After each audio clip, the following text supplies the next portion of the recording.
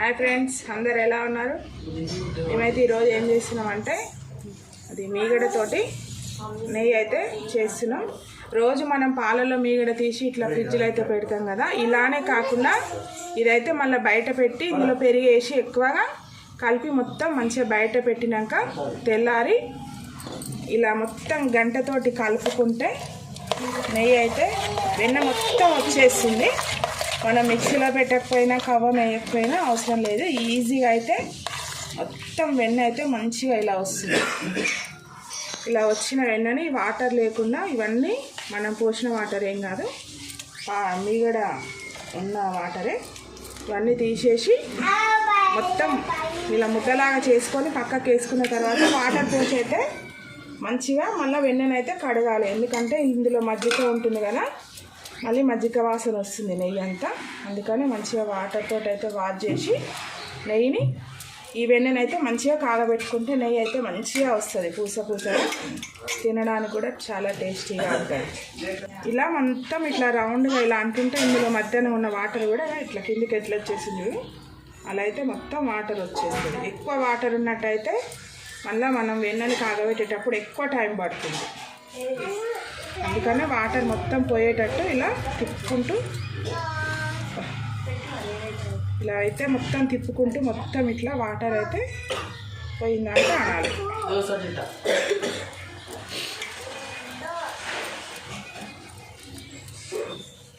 ఇదైతే 15 రోజుల మీగడ. రోజు లీటర్ పాలది 15 రోజులు అంటే 15 లీటర్లు.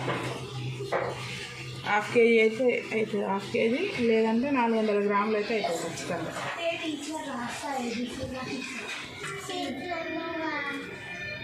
ఇంత వెన్న అయితే వచ్చింది. ఈ వెన్న మంచిగా వాటర్ పోసి మళ్ళీ కడిగాం.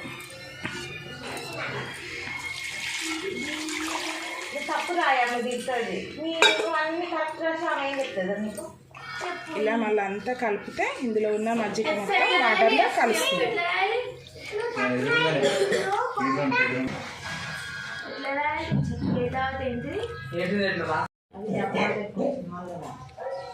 ఇప్పుడైతే ఇది 3వసారి. ఇంకా మంచిగా వెన్న కూడా తెల్లగా అయింది.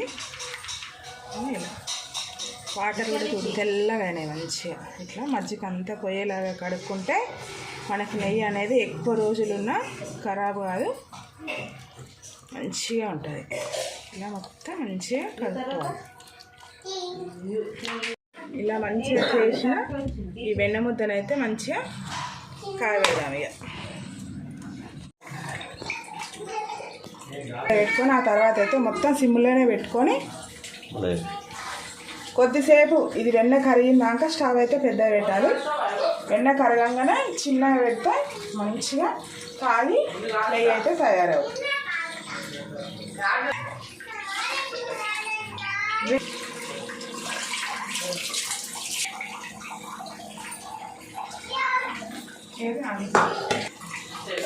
ఇది మంచిగా మసులుతుంది కదా.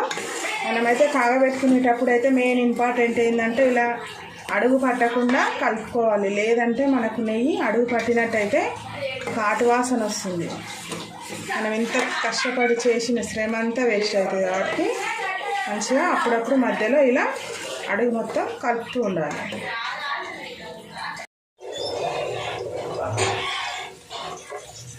ఇంకా నెయ్యి అయితే కావడానికైతే ఇంకా దగ్గరకు వచ్చింది మీగడ.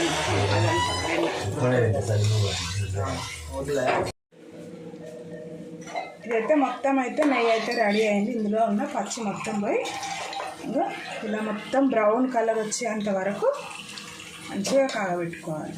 ఇది ఫిల్టర్ చేసుకుంటే నెయ్యి రెడీ.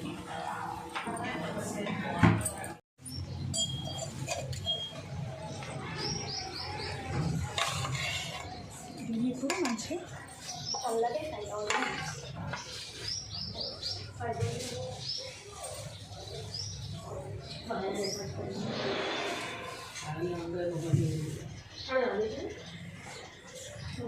డబ్బా నిండింది.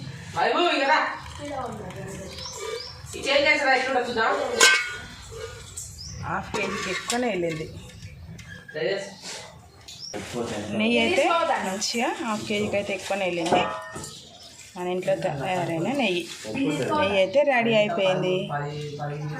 మా వీడియోని చూసిన వాళ్ళు లైక్ చేయండి, షేర్ చేయండి. కొత్తగా చూసినట్టయితే సబ్స్క్రైబ్ చేసుకోండి. వెన్ననైతే మనం మంచిగా కడిగినాం కాబట్టి మనకైతే వేస్టేజ్ అనేది ఎక్కువగా వెళ్ళలే. అట్లా కడగకపోతే వేస్టేజ్ ఎక్కువ వెళ్తుంది, కాగబెట్టడానికి కూడా టైం ఎక్కువ పడుతుంది.